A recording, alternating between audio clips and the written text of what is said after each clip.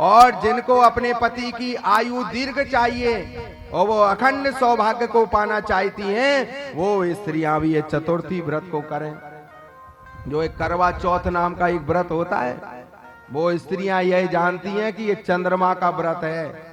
चंद्रमा का व्रत नहीं है, वो गणपति का व्रत है। वो कारव नाम के गणपति हैं, उनका पूजन किया जाता है सायंकाल में। और करने के बाद फिर प्रसन्नता के लिए चंद्रमा को अर्घ्य दिया जाता है। जो माताएं, जो स्त्रियां एक वर्ष का ये व्रत धारण करती हैं, वो माताएं इस व्रत को करती हैं। तभी भगवान शशांक से करने का उसको करवा चौथ माताएं बोलती। लेकिन वो चंद्रमा का व्रत नहीं है। हर पक्ष का जो चतुर्थी व्रत है उसके गणपति अलग अलग हैं और उनका नाम अलग है। और उनका सायंकाल में पूजन होता है और पूजन होने के बाद चंद्रमा को वो अर्घ्य दिया जाता है। और वो कारव नाम के जो देवता हैं वो प्रधान गणपति बन करके वहां पर बैठे। प्रेरिता नारदेने हो देवा सर्वे समागम।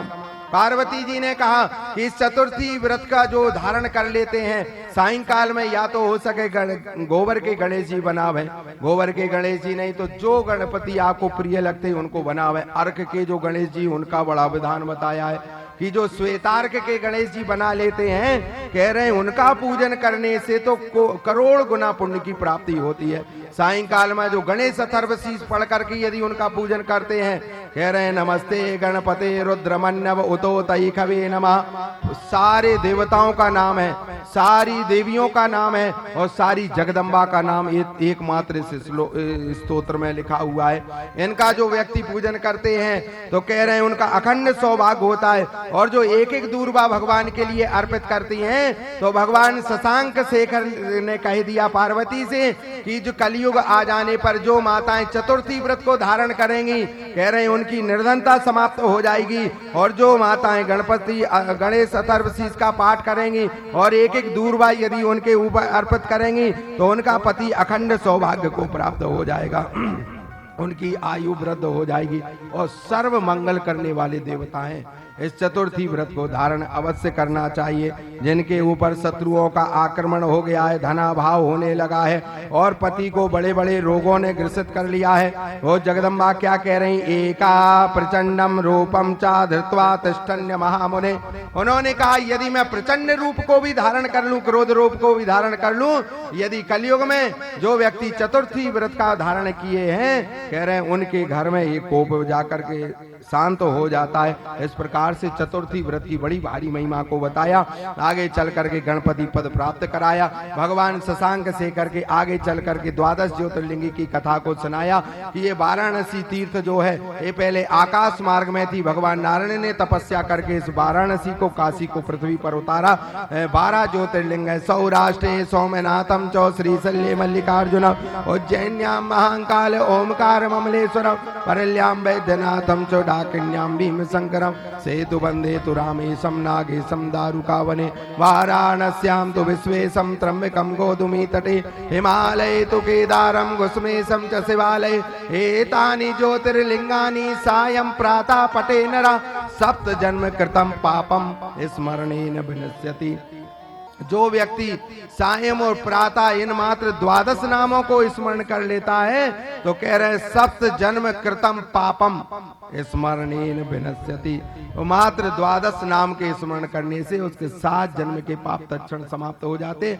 इस प्रकार से महाकाल भगवान की बड़ी भारी महिमा लिखी गई है। सारे द्वादश ज्योतिर्लिंगों की आपने कथा को विस्तार से सुना है। अंतिम में जाकर के महात्माओं ने प्रश्न कर दिया कि प्रभु आप अंतिम में ये बता दीजिए कि भगवान शशांक शेखर के द्वादश ज्योतिर्लिंग का पूजन करने से और इनके ऊपर द्रव्य अर्पित करने से क्या क्या पुण्य की प्राप्ति होती। आगे चल करके कहा कि जो पार्थिव पूजन पाषाण लिंग जिनमें जिलहरी बनी रहती है, उनके ऊपर जो द्रव्य अर्पित कर दिया जाता है, उस द्रव्य को भक्त को ग्रहण नहीं करना चाहिए। एक चंड नाम का दैत्य था जिसने भगवान शशांक शेखर की बड़ी भक्ति की। भगवान शशांक शेखर ने उस दैत्य से कहा क्या मांगना चाहते हो? तो उसने कहा कि मुझे तो आपके निर्माल्य की आवश्यकता है, मैं उस निर्माल्य को पा करके मैं उस शक्ति को प्राप्त कर लूंगा। भगवान शशांक शेखर ने कहा भगवान के ऊपर, शंकर जी की जलहरी के ऊपर जो भी द्रव्य अर्पित हो गया है वो किसी भक्त को ग्रहण नहीं करना चाहिए। क्योंकि चंड नाम का दैत्य बैठा रहता है ऐसे।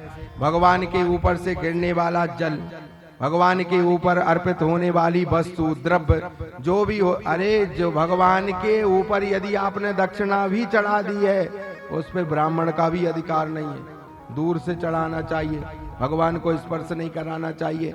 तो कह रहे हैं भगवान को नैवेद्य का भोग भी दूर से लगाओ, उसको भी यदि आपने छुला दिया या ऊपर रख दिया है तो वो कह रहे हैं उस पर अब आपका अधिकार नहीं, उस पर तो चंड नाम के दैत्य का अधिकार हो गया है।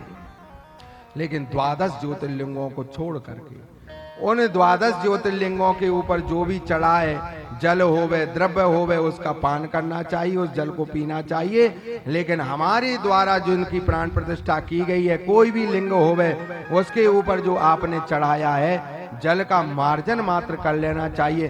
भगवान शशांक शेखर ने कहा कि द्वादश ज्योतिर्लिंगों के जल के पान करने से जो पुण्य की प्राप्ति होती है और लिंगों के मात्र मार्जन कर लेने से वो पुण्य प्राप्त हो जाता है। देवो शांतिरंतरिक्ष शांति पृथ्वी शांति रापा। भगवान कह रहे हैं जैसे अंतरिक्ष आदि शांति प्रिय हो जाते हैं और पशु पक्षी जितने भी जीव हैं वो शांति को प्राप्त हो जाते हैं, इसी प्रकार मेरे मार्जन कर लेने से उनको वो शांति प्राप्त हो जाती है। अंतिम में जाकर के उन्होंने पार्थिव पूजन का विधान इस प्रकार से बताया, पाषाण लिंगों का उन्होंने विधान बताया।